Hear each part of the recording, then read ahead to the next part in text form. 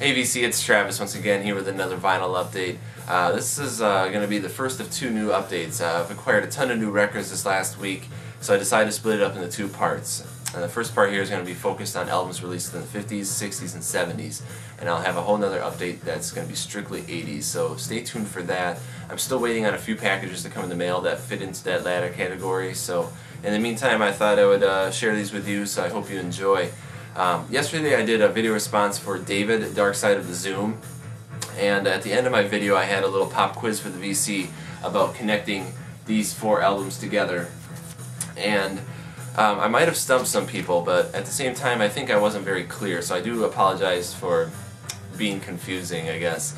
I guess what I kind of meant to say was that there is a connection between these albums, but there's a missing link, and so you kind of have to start thinking 6 degrees of separation.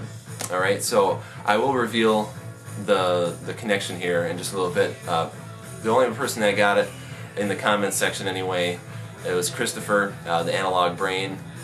So Christopher, congratulations, you get a gold star for the day. And I will reveal the connection here. So we'll start backwards here. We got David Bowie. David Bowie did some production work for Iggy and the Stooges, and also produced Lou Reed Transformer, and that just leaves Patti Smith. And to connect these two, this is where the missing link is.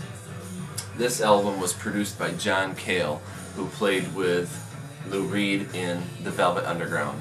So that completes the connection. John Cale also produced the Stooges' first album, their self-titled debut here. So that is very cool. So I don't know, I hope you guys enjoyed that little pop quiz, but you know, maybe I'll do some more of those if I can think of them, but had to do it for that one. Okay, on to the vinyl update here. I got a couple 45s. I found this one at a Goodwill. This is Bee Gees' Staying Alive, backed with If I Can't Have You on RSO label. It was at Goodwill. I thought, why not, you know. Swung over to Savers, picked up a few more. Got Look What You've Done For Me and La La For You by Al Green on the High label there. And also I've Been Loving You Too Long and Daydreaming by Aretha Franklin on Atlantic. So a couple cool soul 45s, always enjoy finding those. Went to go check out, there was this younger girl working. She was probably 16 or 17 years old, and she was having some trouble pricing these because she didn't know what they were. She asked me if they were 8-tracks. So I thought that was a little amusing, you know, had a little chuckle. I told her no, they're 45s. So I thought that was kind of funny. But on to the LPs here. This is an online purchase. This is the fabulous Johnny Cash. This is his first album on Columbia. This is after he left Sun Records. And this is some sort of reissue to, it's listed on Discogs, but they didn't have a ton of information, so I don't know from what year or whatever, but something that's really kind of fishy about this, because I mean the Columbia logo that's normally up here is blacked out. There's some blacked out text near the bottom too. I don't know how well you're going to be able to see that, but it does say re-released by popular demand, Columbia limited edition. No idea what year or anything. It came on this really strange label.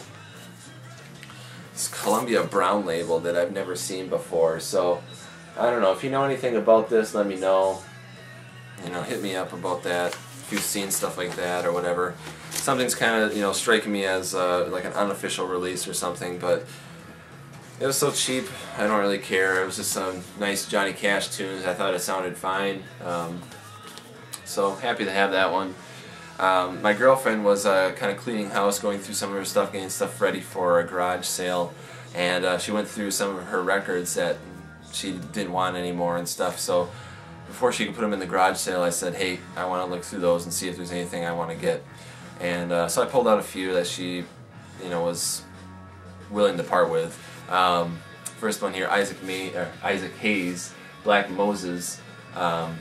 This is one that I remember her picking up, and I remember listening to it with her a while back. This was a couple years ago, so I'm going to have to give this another spin soon. But this original jacket had like a fold-out gatefold thing that kind of folded out into like a cross, and it had Isaac Hayes standing there with his arms out and stuff. So this one doesn't do that, but I have seen that version out and about too. But we'll give that another spin. It's on this Enterprise Records here. So Isaac Hayes. You know, none of these are real like mind-blowing or anything. You know, just some more common titles that she had. A Foreigner, Double Vision. It's in nice condition, so I thought, why not? And a couple Jethro Tull titles here. I actually didn't have any Jethro Tull in my collection. It got thick as a brick. You've all seen this one with a fold-out gatefold, and it comes down, and it's a newspaper and stuff. Have listened to this one yet? I have not listened to it, so looking forward to that. This one I did listen to the other night. It's Minstrel in the Gallery by Jethro Tull. This one I thought was pretty good. So, you know, looking forward to giving these other ones a spin, and maybe possibly looking for some other ones, you know, some other albums of theirs. Jethro Tull, Songs from the Wood, you know, another one that just looking forward to giving a spin. Ran out to the Honey Hole yesterday and picked up a few more things. This is Focus, Focus 3.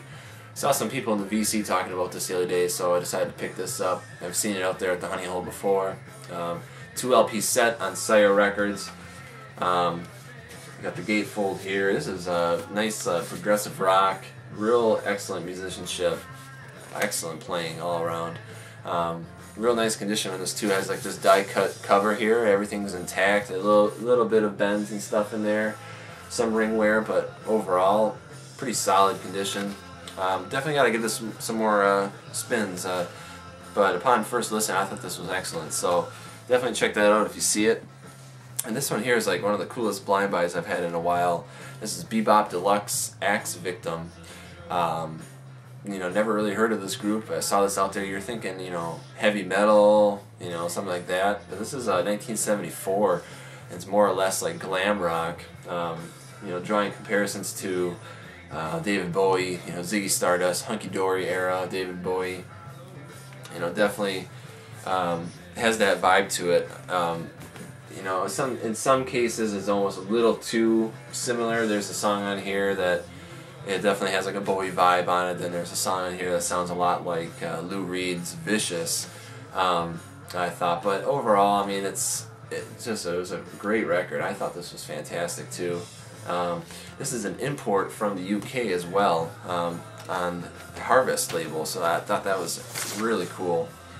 You know, I love that label. So this is Beebop Deluxe Axe Victim. You know, definitely give it a listen, check it out if you see it. You know, I thought it was pretty good, so I really enjoyed it. You know, and it didn't have quite like the boogie of T-Rex. It was definitely more like the Bowie vibe. So I think if you're into David Bowie at all, definitely check this out. So anyway, that's the vinyl update. I hope you all enjoyed. Have a great rest of your weekend. Peace out.